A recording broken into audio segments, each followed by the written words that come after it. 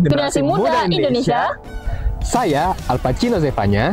Dan saya Tamara Chelsea. Presentasi ini kami persembahkan untuk kamu yang ingin berkarir di negara maju di dunia. Negara mana saja itu?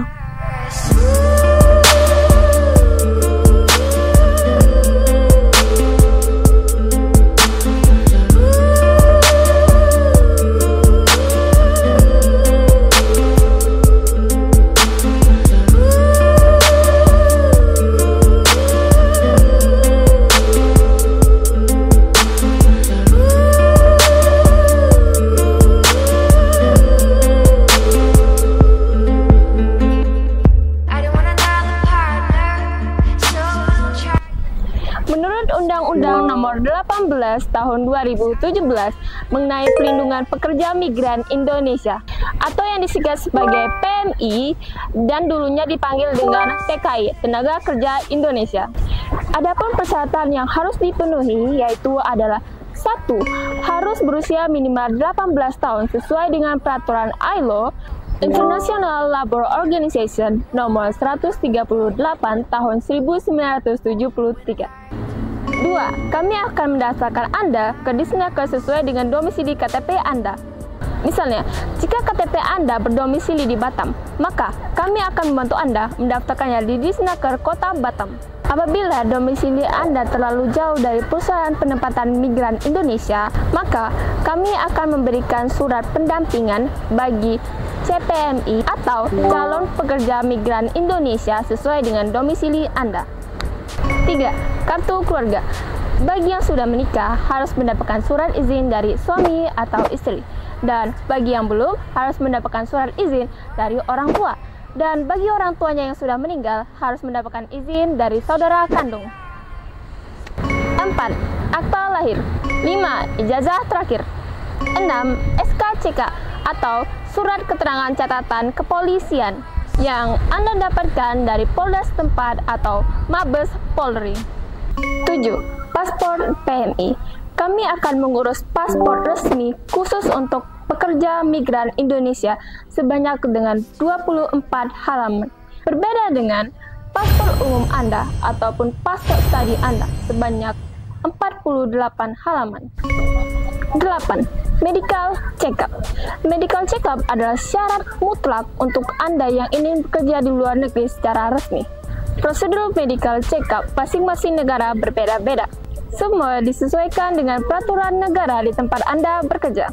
Contohnya, peraturan medical check-up untuk ke negara Kuwait harus mengikuti peraturan GAMKA, sedangkan negara Turki tidak perlu. 9. Penerjemah tersumpah. Berbeda dengan visa studi, visa kerja tidak memerlukan penerjemah tersumpah untuk ijazah atau transkrip nilai kecuali bekerja sebagai nurse ataupun perawat dan pekerjaan khusus lainnya. 10. Asuransi. Untuk asuransi perjalanan, kesehatan, dan kecelakaan kerja akan diproses oleh negara di tempat Anda bekerja. Namun, Anda juga harus daftar di BPJS Ketenagakerjaan.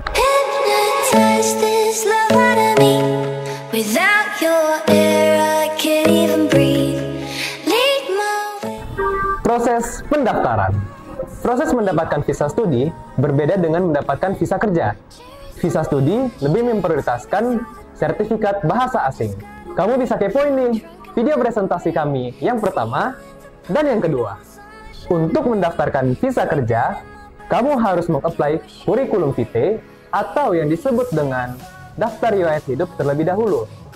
Dalam bahasa Inggris sebagai bahasa internasional. Dalam kurikulum vitae, kamu harus mencantumkan selain data diri, juga pengalaman-pengalaman kerja di dalam negeri dan luar negeri. Jika ada, penilaian karir di luar negeri terdiri atas 4 bagian. Yang pertama, tenaga kerja profesional. Yang disebut dengan tenaga kerja profesional adalah kamu benar-benar menguasai skill sesuai dengan bidangmu dan memiliki pengalaman-pengalaman kerja yang mumpuni. 2. Skill. Kamu harus benar-benar memiliki kemampuan kerja sesuai dengan bidangmu, walaupun kamu belum memiliki banyak pengalaman kerja. 3. Unskill. Kami juga menerima teman-teman yang belum memiliki kemampuan kerja dan pengalaman kerja.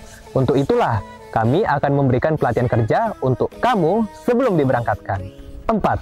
pekerja sektor informal yang tidak memerlukan ijazah ataupun pengalaman kerja, seperti asisten rumah tangga, babysitter, dan lain-lain. 4 kategori itulah yang menentukan banyaknya gaji dan upah kerjamu. Untuk menentukan gajimu, jadi sebelumnya kami akan mengadakan interview secara internal terlebih dahulu.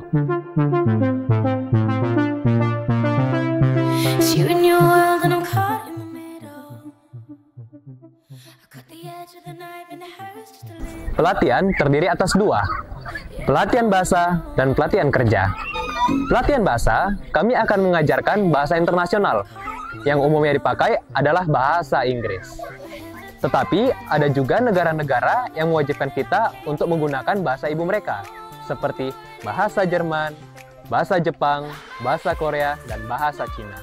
Pelatihan kerja, apabila kamu telah menjadi tenaga kerja profesional dan skill, tidak perlu lagi yang namanya pelatihan kerja, namun hanya pemantapan saja.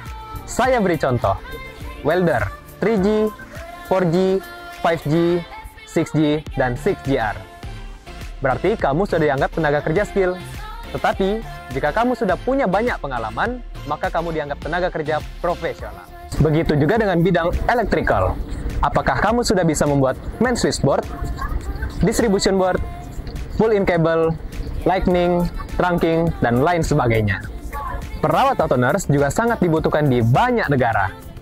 Tetapi yang menjadi juara tetap bidang hospitality atau gastronomi, seperti perhotelan, chef, dan restoran. Durasi pelatihan. Pelatihan bahasa asing dan pelatihan kerja hanya 1-3 bulan. Sebelum melakukan pelatihan, kamu harus melakukan pra-medical check-up terlebih dahulu untuk mengetahui kamu fit atau tidak. Selama pelatihan, secara paralel, kami akan menyiapkan dokumen untuk mempercepat keberangkatan. Setelah pelatihan selesai, maka kami akan langsung menyiapkan jadwal interview dengan perusahaan dari negara penempatan tempat kamu bekerja. Dress code. Pakaian yang kamu gunakan saat interview harus dalam keadaan resmi, yaitu putih hitam, memakai dasi, dan memakai jas hitam, seperti ini. Setelah lulus interview, apabila kamu dinyatakan lulus oleh negara penempatan tempat kamu bekerja, maka kamu langsung menandatangani kontrak kerja.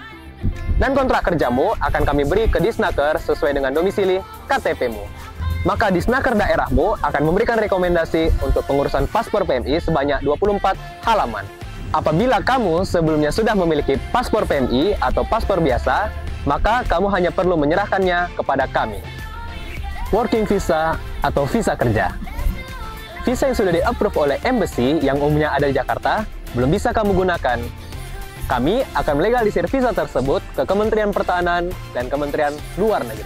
Ingat, sembari kami melakukan legalisir visa kamu ke Menhan dan Menlu, jangan lupa agar kamu melakukan full medical check-up di klinik yang sudah kami tentukan. OPP PMI atau Orientasi Pra-Penempatan Pekerja Migran Indonesia. Paling lama 2 hari sebelum kamu diberangkatkan, kamu wajib melaksanakan orientasi pra-penempatan oleh imigrasi. Ini berdasarkan Undang-Undang Nomor 18 Tahun 2017 tentang Perlindungan Pekerja Migran Indonesia. EPMI yang dulu disebut sebagai EKTLN atau Elektronik Pekerja Migran Indonesia. Setelah orientasi tersebut, diterbitkanlah EPMI oleh KP2MI. Ini menjadi bukti bahwa kamu resmi menjadi pekerja migran Indonesia. Setelah EPMI keluar, maka kami akan mengurus tiket pesawatmu ke negara tujuan dan juga penjemputanmu di bandara dan mengantarkanmu ke perusahaan-perusahaan tempat kamu bekerja. Jadi, aman bukan?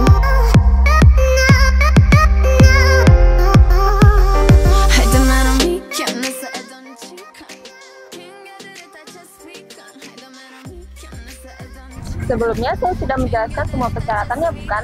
Kamu juga pasti bertanya bagaimana dengan sistem pembayarannya. Nah, sejak 2017, kami Habibie Education Youth sudah mengirimkan lebih dari 2.000 siswa untuk program kuliah gratis dan bekerja di negara Jerman.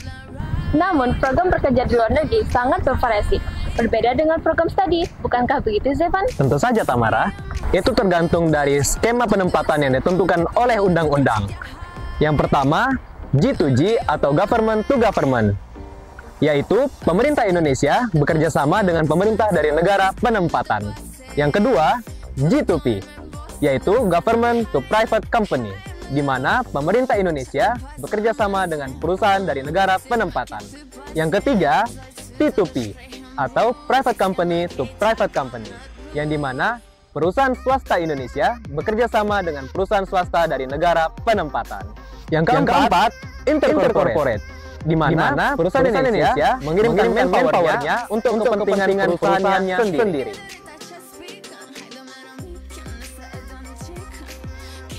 Berkaitan dengan pembayaran, program G2G keunggulannya adalah jauh lebih murah dari P2P, tetapi pilihannya kurang bervariatif. Sedangkan program P2P jauh lebih mahal daripada program G2G. Tetapi pilihan karir jauh lebih banyak dan jangkauan negara tujuan jauh lebih luas. Saat ini, tahun 2025, biaya untuk program kuliah gratis dan bekerja di Jerman adalah 38 juta. Untuk bekerja di luar negeri, bisa lebih, bisa kurang, tergantung dari penilaian karir kamu. Apakah kamu profesional, skill, unskill, atau informal. Namun, untuk start awal, kami akan mengenakan biaya 1 juta rupiah untuk biaya pendaftaran kamu, di mana uang tersebut kami gunakan yang pertama, mengajarkan kamu membuat CV yang benar dalam bahasa Inggris dan disesuaikan dengan negara penempatan kamu. 2. Mencarikan pekerjaan yang sesuai untuk kamu. 3. Memberikan konsultasi dan buku-buku panduan sebelum pra-medical check-up, pelatihan, pemantapan, dan full medical check-up. Ada kalanya perusahaan penempatan tempat kamu bekerja menggratiskan biaya penempatan, biaya tiket pesawat, dan biaya penjemputan. Tapi ada juga yang tidak. Berdasarkan Undang-Undang Nomor 21 Tahun 2007 tentang Tindak Pidana Perdagangan Orang atau yang disingkat dengan TPPO, yang bertujuan untuk menghindari kejahatan yang melibatkan eksploitasi manusia untuk tujuan komersial. Dan kejahatan transnasional ini sangat melanggar hak asasi manusia.